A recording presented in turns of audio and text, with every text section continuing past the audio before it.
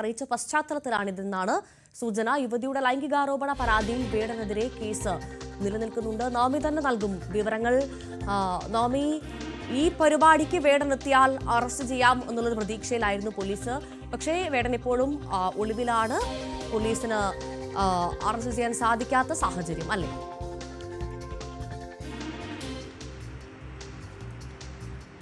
ഭവ്യ, ശനിയാഴ്ചയാണ് വേടന്റെ പരിപാടി കൊച്ചി ബോൾഗാട്ടി പാലസിൽ നടത്താൻ തീരുമാനിച്ചത്. ഒരു സംഗീത നിശ്ചയമായിരുന്നു. അതിൽ വേടനോടൊപ്പം തന്നെ മറ്റ് ചില റാപ്പർമാരും ഉണ്ടെങ്കിൽ പോലും നേതൃത്വം നൽകുന്നത് വേടനായിരുന്നു. പക്ഷേ ആ പരിപാടിയിൽ വേടൻ എത്തിയാൽ അറസ്റ്റ് ചെയ്യുമെന്ന് പോലീസ് പറഞ്ഞതിനെ തുടർന്നാണ് ഇപ്പോൾ വേടൻ ആ പരിപാടി സംഘാടകർ മാറ്റിവെച്ചിരിക്കുന്നത്. മറ്റൊരു ദിവസം നടത്തുമെന്നാണ് അറിയിച്ചിരിക്കുന്നത്. പക്ഷേ ഈ പരാതിക്കാരിയെ സംബന്ധിച്ച് ഈ അതിജീവിതയ്ക്ക് വലിയ ആരോപണമുണ്ട്. സംസ്ഥാന സർക്കാരും പോലീസും വേടനെ സംരക്ഷിക്കുന്ന നിലപാടാണ്. എന്തുകൊണ്ടാണ് വേടനെ പോലൊരാളെ പോലീസിന് പിടികൂടാൻ കഴിയാത്തത്? മനഃപൂർവ്വം വേടന് ജാമ്യം കിട്ടുന്നതുവരെ, മുൻകൂർ ജാമ്യം ലഭിക്കുന്നതുവരെ പോലീസ് ഇങ്ങനെ വേടനെ അറസ്റ്റ് ചെയ്യാതെ മുന്നോട്ട് പോകുന്ന രീതിയിലേക്കാണ് കടക്കുന്നത്. എന്തായാലും കോടതിയിലടക്കം ഇത് നിയമപരമായി തന്നെ കൂടുതൽ ശക്തമായി ഉന്നയിച്ച് മുന്നോട്ട് പോകാൻ തന്നെയാണ് കുടുംബം ഈ പരാതിക്കാരിയും കുടുംബവും ആലോചിക്കുന്നത്. കാരണം വേടനെ ഇതിനു മുൻപ് പോലും സംസ്ഥാന സർക്കാർ പല രീതിയിലും സംരക്ഷിക്കുന്ന നിലപാടായിരുന്നു.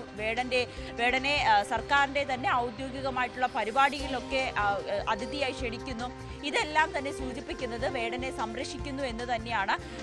ഇത്രയും ഗുരുതരമായിട്ടുള്ള ആരോപണങ്ങൾ ഉന്നയിച്ചിട്ട് പോലും വേടനെ സംരക്ഷിക്കുന്ന സർക്കാരിന്റെ രീതിക്കെതിരെ വലിയ അതൃപ്തിയാണ് പരാതിക്കാരി ഉന്നയിക്കുന്നത്. എന്തായാലും ശനിയാഴ്ച വേടൻ ആ പരിപാടിക്ക് എത്തുമെങ്കിൽ അന്ന് അറസ്റ്റ് ചെയ്യാനായിരുന്നു തീരുമാനമെന്നാണ് അന്വേഷണ സംഘം വ്യക്തമാക്കുന്നത്.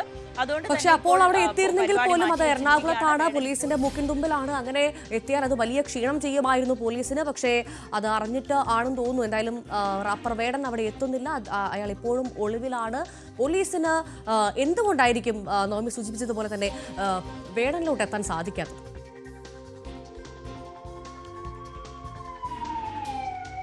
സ്വാഭാവികമായും വേടൻ മുൻകൂർ ജാമ്യം തേടി കോടതിയെ സമീപിച്ചിരിക്കുകയാണ്. കോടതിയുടെ ഒരു നിലപാട് കൂടി അറിഞ്ഞതിന് ശേഷം മാത്രം അറസ്റ്റ് ചെയ്യാതാൽ മതി എന്നൊരു തീരുമാനത്തിൽ തന്നെയാണ് അന്വേഷണ സംഘം എത്തി നിൽക്കുന്നതെന്നാണ് മനസ്സിലാകുന്നത്. എന്തായാലും പോലീസിനോട് കോടതി വിശദീകരണം തേടിയിട്ടുണ്ട്. ഈ കേസുമായി ബന്ധപ്പെട്ട് വേടന്റെ അറസ്റ്റ് അടക്കമുള്ള കാര്യങ്ങളിൽ എങ്ങനെയാണ് മുന്നോട്ട് പോകാൻ തീരുമാനിച്ചതെന്ന വിശദീകരണം കോടതി ആവശ്യപ്പെട്ടിട്ടുണ്ട്. അടുത്ത ഹർജി പരിഗണിക്കുമ്പോൾ അതിലെന്താണോ തീരുമാനം വരുന്നത് അതുകൂടി നോക്കിയിട്ട് വേടനെ അറസ്റ്റ് ചെയ്യാം എന്ന നിലപാടിൽ തന്നെയാണ് പോലീസ് മുന്നോട്ട് പോകുന്നത്. നമുക്കറിയാം, ഇതിനു മുൻപ് നടൻ സിദ്ദിഖിനെതിരായിട്ടുള്ള ലൈംഗിക ആരോപണ പരാതിയിൽ പോലും സിദ്ദിഖ് കൊച്ചിയിലൊക്കെ ഉണ്ടായിട്ട് പോലും പോലീസിനെ അറസ്റ്റ് ചെയ്യാതെ ഒളിച്ചു കളിക്കുന്ന സാഹചര്യമാണ്. ഇരുട്ടി തൽപ്പുന്ന രീതിയിലേക്കാണ് ഈ സ്വാധീനവും അല്ലെങ്കിൽ ഒരു സെലിബ്രിറ്റി സ്റ്റാറ്റസിലുള്ളവരെയൊക്കെ അറസ്റ്റ് ചെയ്യുക എന്ന് പറയുന്നത് പോലീസിനെ സംബന്ധിച്ച് അല്പം ബുദ്ധിമുട്ടായിരിക്കും. കോടതിയുടെ ഒരു മുൻകൂർ ജാമ്യമൊക്കെ കിട്ടി, അല്ലെങ്കിൽ ജാമ്യം കിട്ടി, അവർക്ക് പിന്നീട് അന്വേഷണത്തെ ചോദ്യം ചെയ്യാൻ വിളിപ്പിക്കുകയോ അല്ലെങ്കിൽ ആ രീതിയിലേക്ക് അന്വേഷണം മുന്നോട്ട് കൊണ്ടുപോകുന്നതാണ് സാധാരണ കണ്ടുവരുന്നത്. വേടനും സമാനമായ രീതിയിൽ തന്നെയാണ് പോലീസ് മുന്നോട്ട് പോകുന്നത്. തൃശ്ശൂരിലെ വേടന്റെ വീട്ടിലെത്തി വേടന്റെ ഫോൺ കസ്റ്റഡിയിലെടുത്ത് പരിശോധനയ്ക്കായൊക്കെ കൊണ്ടുപോയിട്ടുണ്ടെങ്കിൽ പോലും പിന്നീട് വേടന്റെ കേസുമായി ബന്ധപ്പെട്ട ഒരു പ്രത്യേക നീക്കവും അന്വേഷണ സംഘത്തിന്റെ ഭാഗത്ത് നിന്നും ഉണ്ടായിട്ടില്ല. എന്തായാലും പോലീസ് അറസ്റ്റ് ചെയ്യുമെന്ന മുന്നറിയിപ്പ് നേരത്തെ നൽകിക്കൊണ്ട് തന്നെയാണ് ഇപ്പോൾ പരിപാടി പോലും മാറ്റിവെക്കുന്ന രീതിയിലേക്ക് സംഘാടകരും എത്തി നിൽക്കുന്നത്. പോലീസും സർക്കാരും ഒക്കെ വേടനെ സംരക്ഷിക്കുന്നു എന്ന് തന്നെയാണ് ഇതിൽ നിന്നൊക്കെ മനസ്സിലാകുന്നത്. നവമി ദിനേശാണ് വിവരങ്ങൾ നൽകിയത്. വെല്ലുവിളിച്ച് ട്രംപ്, നിലപാടിലുറച്ച് ഇന്ത്യ.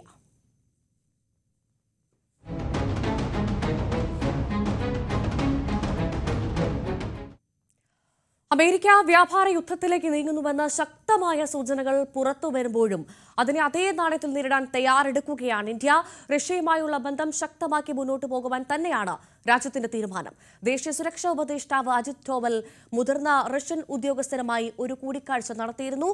ഇന്ത്യയ്ക്ക് മേലുള്ള തീരുവ 50% ഉയർത്തിയിരുന്നു ട്രംപ്.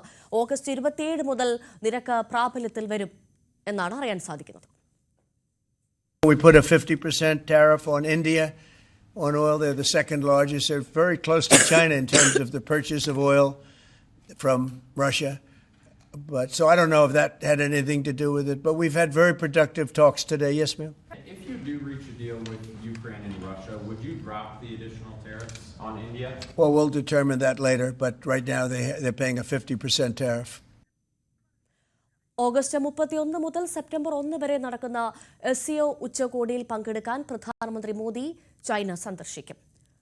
അജയ് സുധാ ബിജു നമുക്ക് വിവരങ്ങളുമായി ചേരുന്നു.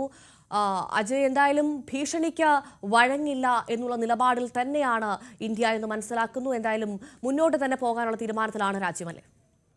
അതെ, തീർച്ചയായിട്ടും ട്രംപിന്റെ ഭീഷണി തുടരുമ്പോഴും അതിന് യാതൊരു വിധത്തിലും വഴങ്ങാതെ ദേശീയ താല്പര്യങ്ങൾ അതിൽ ഉറച്ചു തന്നെ മുന്നോട്ട് പോകും എന്ന് തന്നെയാണ് ഇന്ത്യ ഇന്നലെ വിദേശകാര്യ മന്ത്രാലയം പുറത്തുവിട്ട പ്രസ്താവനയിലൂടെയും അറിയിക്കുന്നത്.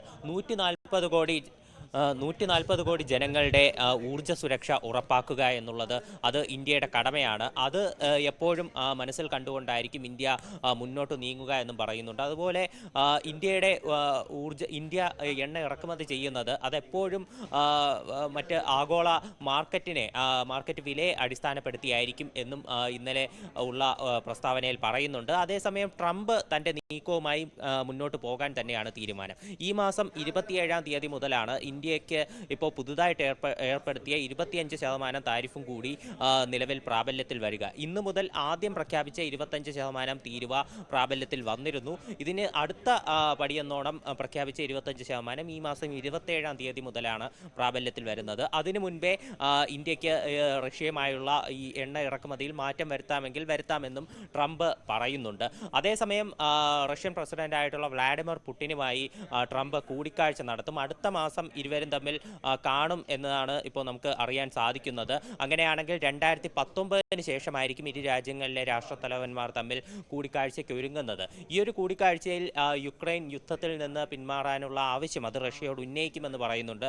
അതേസമയം ഇത്തരത്തിൽ റഷ്യ സമവായത്തിലെത്താൻ തയ്യാറാണെങ്കിൽ ഈ രാജ്യങ്ങൾക്ക് മേൽ പ്രഖ്യാപിച്ച തീരുവ അത് പിൻവലിക്കുമോ എന്ന് മാധ്യമപ്രവർത്തകർ കഴിഞ്ഞ ദിവസം വൈറ്റ് ഹൗസിൽ വെച്ച് ട്രംപിനോട് ചോദിച്ചിരുന്നു. എന്നാൽ ഇക്കാര്യത്തിൽ ട്രംപ് കൃത്യമായ ഒരു ഉത്തരം നൽകിയിട്ടില്ല. അത് വഴിയെ തീരുമാനിക്കാം എന്നാണ് പറഞ്ഞിട്ടുള്ളത്.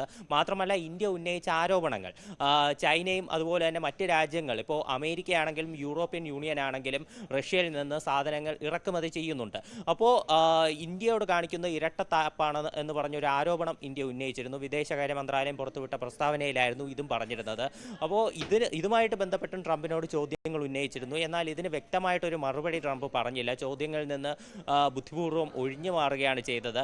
പകരം ഇത്തരത്തിൽ ഈ രാജ്യങ്ങൾക്ക് മേൽ ഉയർത്തിയിട്ടുള്ള തീരുവ അത് പിൻവലിക്കുന്ന കാര്യങ്ങൾ അല്ലെങ്കിൽ ഇത് ന്യായീകരിക്കാൻ ശ്രമിക്കുകയും ഇത് കൂടുതൽ വീമ്പ് പറയുകയുമായിരുന്നു ട്രംപ് കഴിഞ്ഞ ദിവസം വൈറ്റ് ഹൗസിൽ ചെയ്തിരുന്നത് നമുക്ക് കാണാൻ സാധിക്കും.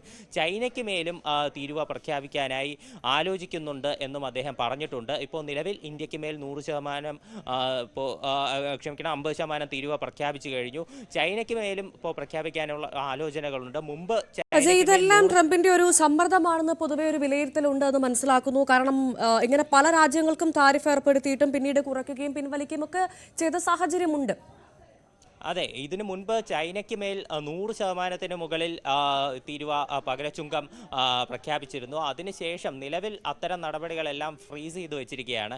ചൈനയുമായി നിലവിൽ ഒരു വ്യാപാര കരാർ ചർച്ച നടന്നുകൊണ്ടിരിക്കുകയാണ്. അതുകൊണ്ട് തന്നെ മറ്റ് രാജ്യങ്ങൾക്ക് മേൽ തീരുവ നിലവിൽ വന്ന ഇന്നത്തെ ദിവസം ചൈനയ്ക്ക് മേൽ പ്രഖ്യാപിച്ചിരുന്ന തീരുവ നിലവിൽ വന്നിട്ടില്ല.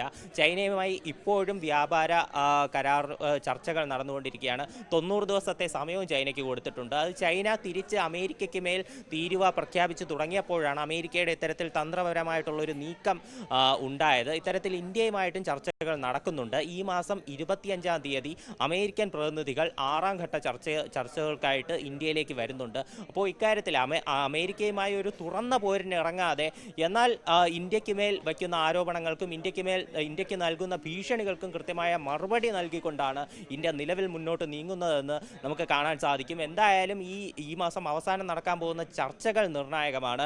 അതുപോലെ തന്നെ ഇനി വരും ദിവസങ്ങളിൽ ഉണ്ടാകുന്ന സംഭവവികാസങ്ങൾ അത് നമുക്ക് നോക്കിക്കാണേണ്ടതാണ്. നിലവിൽ അമേരിക്കയിലല്ലാതെ പുറത്തുനിന്ന് ഇറക്കുമതി ചെയ്യുന്ന ചിപ്പുകൾക്കും അതുപോലെ തന്നെ മറ്റ് ഇലക്ട്രോണിക് സാധനങ്ങൾക്കും ഉൾപ്പെടെ 100% തീരുവ ഏർപ്പെടുത്തുമെന്ന് ട്രംപ് അറിയിച്ചിട്ടുണ്ട്. അതുപോലെ തന്നെ ആപ്പിൾ അമേരിക്കയിൽ ഇപ്പോൾ $600 ബില്യൺ നിക്ഷേപം നടത്തുന്നതായിട്ടും ട്രംപ് പറഞ്ഞിട്ടുണ്ട്. തീർച്ചയായിട്ടും ഇന്ത്യയിൽ ഉൾപ്പെടെ ഇപ്പോൾ അടുത്തിടെ ഒരുപാട് ഔട്ട്ലെറ്റുകൾ തുറന്ന് നിക്ഷേപം നടത്തിക്കൊണ്ടിരിക്കുകയായിരുന്നു ആപ്പിൾ. അപ്പോൾ അമേരിക്കയിലേക്ക് ആപ്പിളിൻ്റെ ഒരു തിരിച്ചുവരവാണെന്നും കൂടിയാണ് ട്രംപ് ഇതിനെ വിശേഷിപ്പിച്ചത്. ഇന്ത്യക്ക് മേൽ 50% താരിഫ് പ്രഖ്യാപിച്ചതിന് ശേഷമാണ് ആപ്പിളിൻ്റെ ഈ നീക്കം എന്നതുകൂടി എടുത്ത് പറയേണ്ടതാണ് സോഫിയ.